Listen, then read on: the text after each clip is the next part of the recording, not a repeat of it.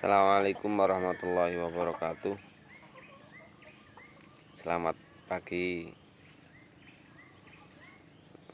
anak-anakku,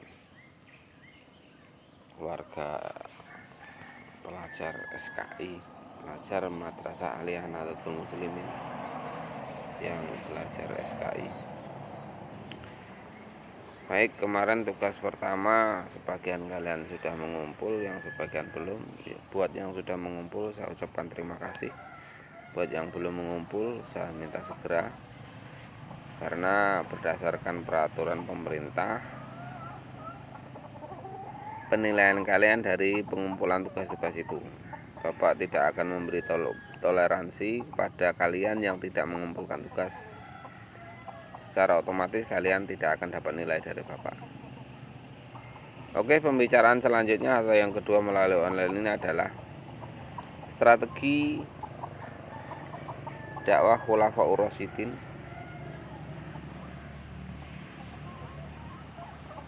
Prestasi atau kebijakan pemerintahan Khulafaur Rasyidin yang kalian harus memahami dari strategi ini. Yang kalian pahami kedua adalah substansi dakwah Khulafaur Rasyidin. Pada pertemuan sebelum acara Covid ini sudah Bapak sampaikan apa itu kebijakan, pengertiannya, apa itu substansi, pengertiannya sudah Bapak jelaskan begitu luas. Dan apa Khulafaur Rasyidin pun sudah Bapak ulang berkali-kali. Sekarang kita mencoba masuk pada materi inti yang membicarakan tentang kebijakan dan strategi per khulafa itu satu persatu.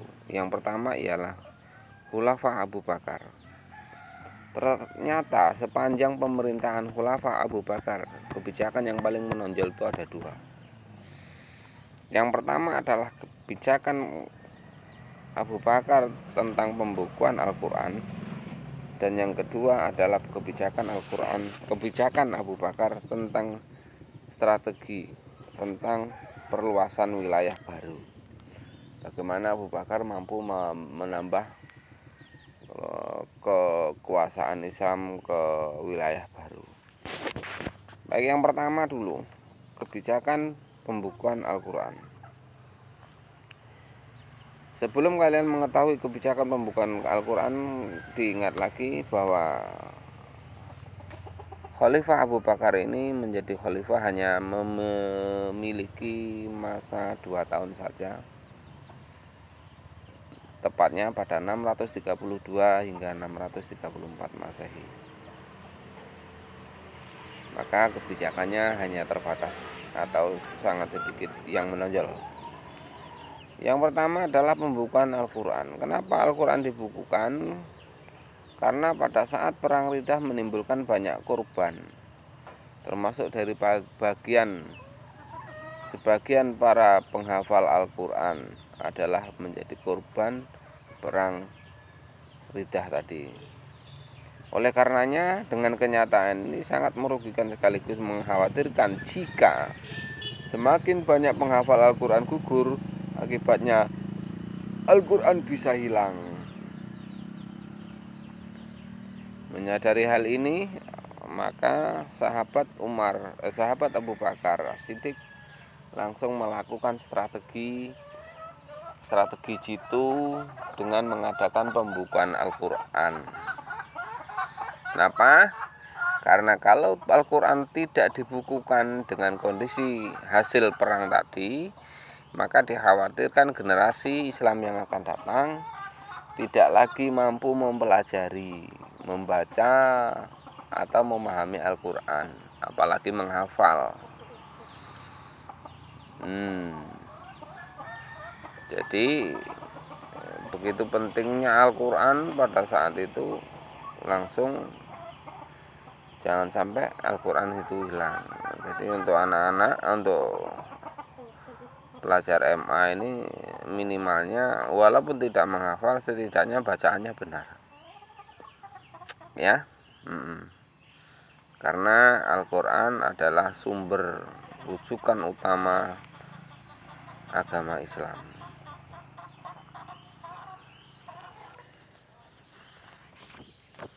Dalam penulisan Al-Quran ini, Abu Bakar mempercayakan seseorang untuk memimpin penulisannya. Seseorang tersebut adalah bernama Zaid bin Sabit, untuk menghimpun atau mengumpulkan Al-Quran. Ini sambil dibaca ya. Nah, ingat, ini mungkin suatu saat kalau semester atau apa, nama satu ini akan keluar.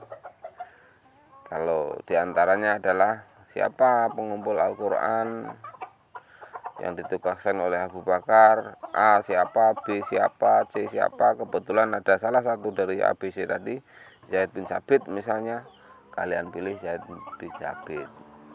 Kalau di ABCD tadi ada Ahmad Yasin, jangan pilih Ahmad Yasin ya. Ahmad Yasin itu guru kamu, bukan penulis Al-Quran.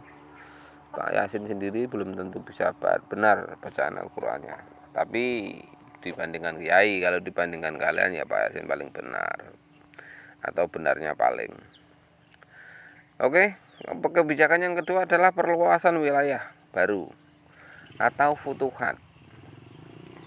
Futuhat ini dalam bahasa Arab yang artinya, yang awal kalimatnya adalah fataha, yang memiliki arti membuka.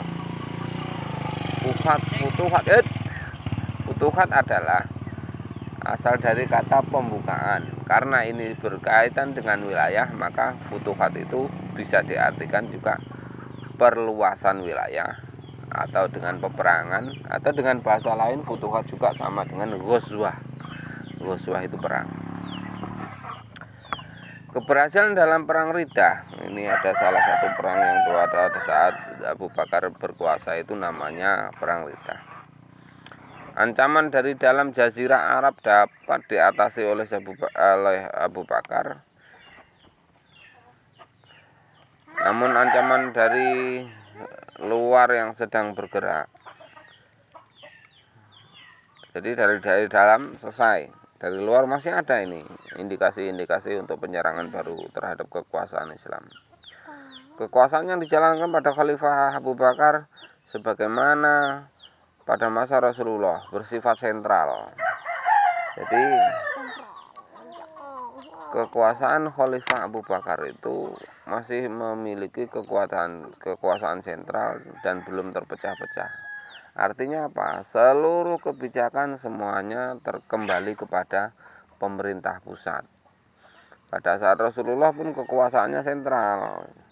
Ketika ada permasalahan, segala sesuatu permasalahan yang timbul pada masa itu yang berkaitan dengan umat Islam secara banyak, maka solusinya atau jalan keluarnya adalah beliau Rasulullah Muhammad SAW, dan kemudian kebijakan itu juga masih dilanjutkan oleh Abu Bakar.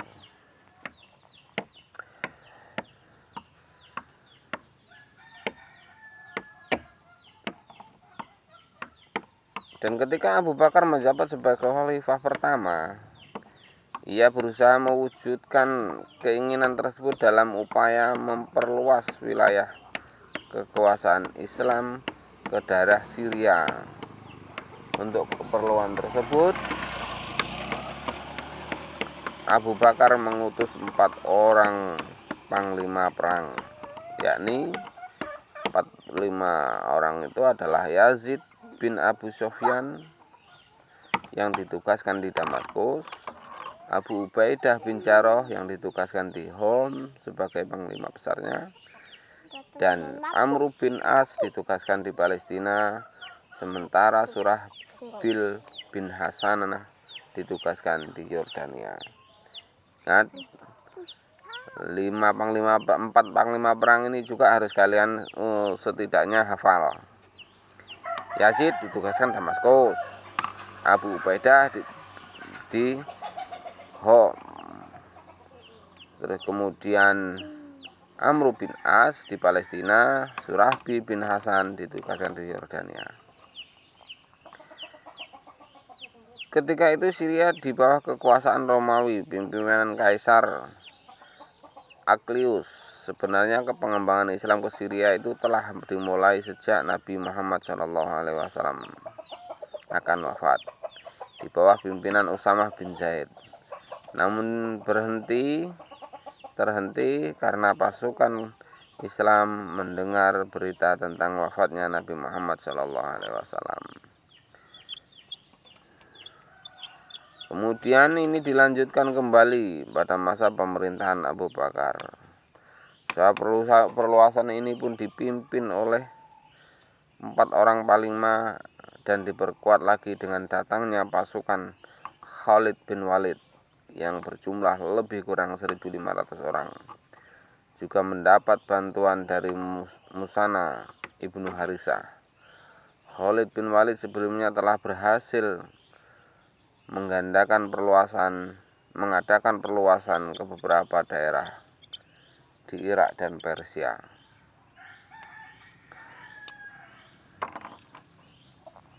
Oke.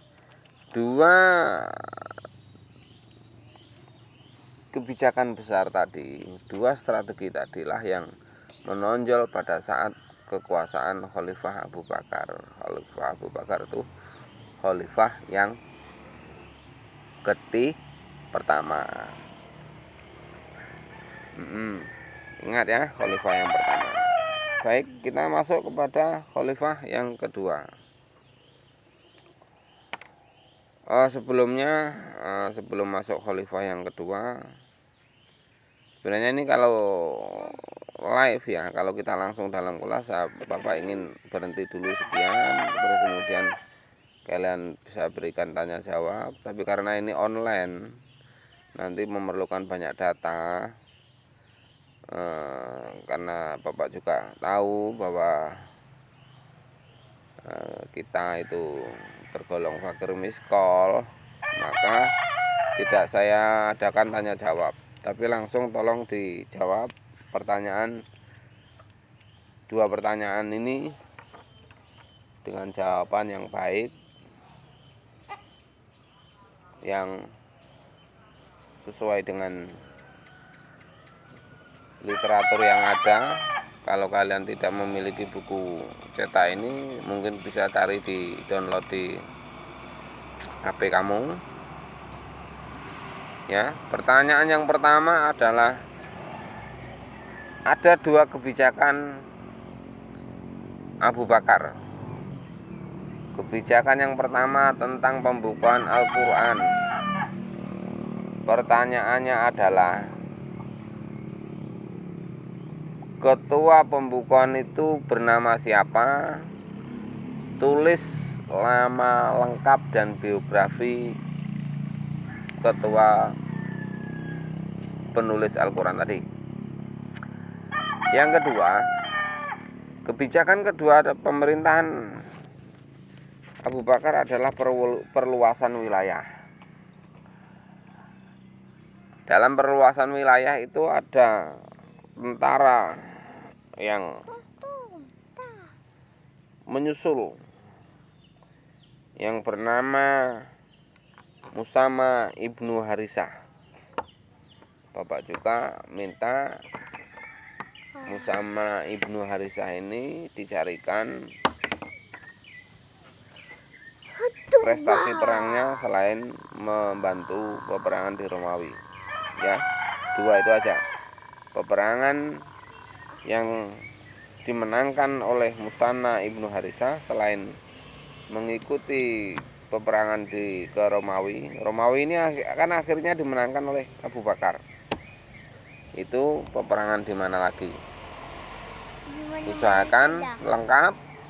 Berikut biografinya Musanna bin Harisah. Cukup 2 pertanyaan itu, dan saya tunggu paling lambat hari Jumat, karena hari Sabtunya sudah akan menyusul soal yang ketiga atau pertemuan yang ketiga. Segala kesalahan dan kekurangan mohon maaf. Saya akhiri. Wallahul muwaffiq ila aqwamit thoriq. Wassalamualaikum warahmatullahi wabarakatuh.